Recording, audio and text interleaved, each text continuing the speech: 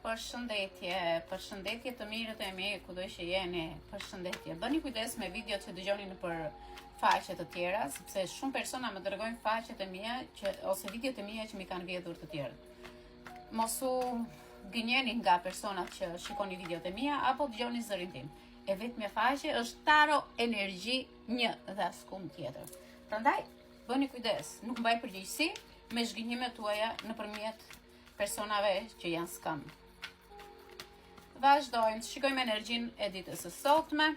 Energjia e sotme të tregon që duhet të bësh kujdes nga një person që është manipulist në jetën tënde, ti e njeh shumë mirë, por ky person është duke u rikthyer në jetën tënde përsëri nga e shkuara. Ky person të vjen me pasion, me energji manipuluese, me energji që të thuash ti që më erdhi, ky rikthim është ai që un prisja.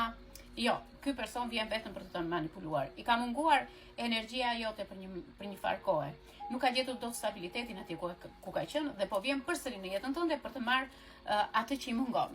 Kurse ti nga ana tjetër shikon që kjo energji e tij është manipuluese, njerëz që është një njerëz që kërkon vetëm të bëj fjalë, të t'jap ankth dhe vërtet kjo ardhje e këtij të jep ankth ditën e sotme me sa shikoj. Të jep diskutime në familje, të jep mendime, por ti duhet mendosh mirë për veten tënde, sepse ky person nuk t'i jep ndjenjat 100%. Ky është një person që i jep aq sa do ai, jo aq sa duhet në dashuri apo nëpërmjet njëri tjetrit. Rrota e fatit tregon që ti duhet luftosh edhe për disa momente akoma ose për disa kohë akoma për të arritur qëllimet e tua. Gjithmonë rrota e fatit ka qenë kundra rrymës tënde, problemet kanë qenë të mëdha, nuk kanë pasur zgjidhje, ke pas njerëz që e shikon vet. Tani çfarë duhet të bësh? Duhet të bësh dhe pak kujdes me shëndetin mendor gjithmonë, jo fizik, mendor këtë moment që po flasim. Sepse njerëzit që të vinë vazhdimisht në jetën tënde vinë vetëm për të manipuluar energjinë.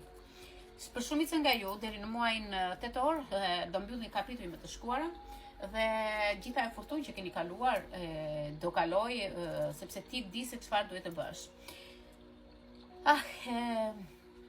Keni parasysh kur flet dhe me gjithë mendimet që ke ti lodhesh.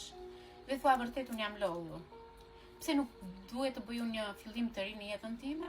Po, duhet të bësh një fillim të ri në jetën tënde, të marrësh shkrim fort dhe të mendosh që jeta është shumë e bukur. Jeta është si trëndafil. Nëse ushqen trëndafilin, ai do të çelë gjithmonë. Dhe do buzëqeshësh dhe ti gjithashtu duke e parë atë gjë. Shikoj që nuk je vetë në rrugën e jetës. Ke dika, por akoma je vetë për momentin, sepse ty të vinë vetëm njerëz manipulues. Kur ti të kuptosh dhe të mbyllësh çdo seancë me një të shkuar, sepse të gjithë këta persona janë nga e shkuara jote. Nuk është shpirti yt binjak.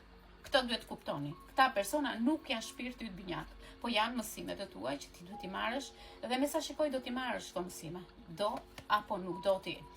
Shikoj që ti je duke menduar për diçka të bukur dhe kjo gjë po vjen, por nuk di si çfarë veprimi të bësh.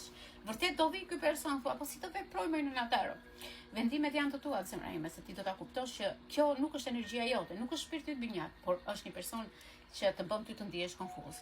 Kjo hënë e re po të tregon ty fuqinë dhe drejtimet e tua që duhet të marrësh.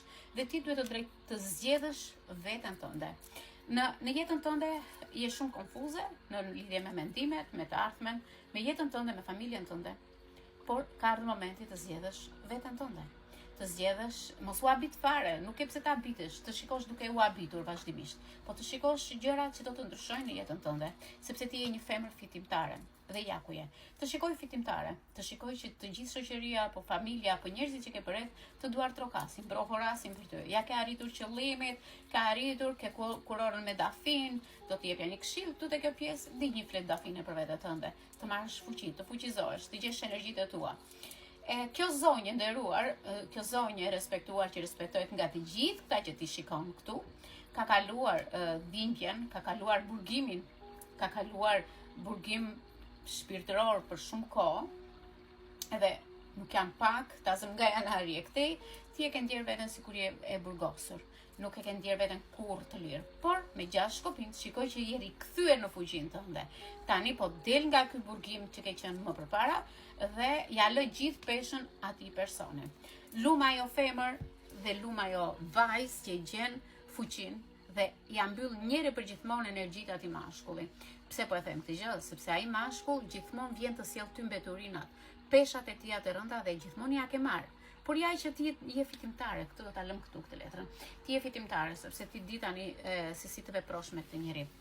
Po marrni pak o letra të tjera dhe të shikojmë se çfarë do na sjell ky person. Nuk do t'i ndroj letrat, do mbaj këto që të tjerat. Këtu kemi një këto, tani po marrim këto. Si do veproni ju vajzat e mia apo çunat e mi? Si do veproni me personin që keni përballë? Si do veproni?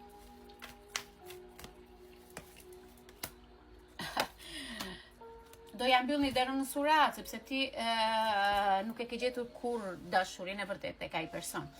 Je një femër ose një mashkull inteligjent, i zgjuar, ose një nënë e divorcuar me fëmijë, dhe këtë moment po mendon vetëm për veten tënde. Të jesh lider në jetën tënde dhe të ecësh fort dhe të arrish qëllimin. Këtë moment i ke vënë fuqinë, energjinë vetëm financës, anës materiale dhe të jesh e lumtur me veten tënde. Nuk shikoj dashurinë në horizontin tënd për momentin, sepse jetë e legu akoma. Ti mendon më shumë për familjen, të kesh një shtëpinë tënde, të kesh një pasurinë tënde, të kesh diçka tënde, dhe ose je duke pritur një përgjigje për shtëpi, po të vjen përgjigja shumë shpejt. Brenda 4 muajve ti do marrësh një përgjigje shumë pozitive, dhe kjo përgjigje do të bëjë të lumtur sepse ti ke manifestuar urime. Keni manifestuar për diçka shumë të bukur në jetën tënde. Plotësoj dëshira. Yjet po të plotësojnë dëshirën tënde. Shikoj që ti ke filluar, ke manifestuar që në data 17 e këtej, ke filluar, ke thënë o Zot, unë e dua shtëpinë, unë e kam shtëpinë, shtëpia është e imja, unë jetoj në këtë shtëpi. Dhe po, zemra ime, ti je duke festuar me fëmijët, je duke festuar me një miken tënde, a me motrën tënde, a me nënën tënde, këtë shtëpinë që e ke ndëruar ta kesh gjithmonë ti. Okej? Dhe letra e fundit është 7 monedat.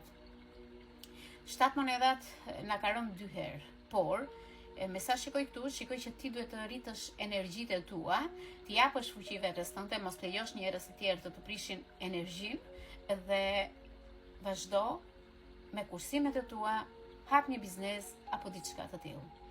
Fuqinë e ke në duart e tua. Fuqia është që ti çfarë fuqie do japësh nga ana, ju që keni biznese online apo biznese, shikoj që kjo fuqi është në duart e tua. Varet çdo gjë nga ty. Të marrim këshillën e onjëve. Disa nga ju do përjetojnë gjëra të bukura, romanca, një takim me një person, por duhet të bëni kujdes sepse ky person mund të sjellë dhe sinjale jo të mira për ty. Shikoj që në horizont ka diçka që nuk më pëlqen dhe ëngjëlli po na thotë që bëni kujdes, shikoj mirë personin, mos i beso 100% ndjenjat e tua, ngri një mur përpara vetes tënde, mos e lejo këtë personin tjetër të gacmojë energjitë, por shikoj gjërat me kujdes. Zgjo nga gjumi. Ti zgjo nga gjumi. Ke një ëngjëll që të mbron. Krahët janë të mbyllur dhe duke të mbrojtur ty.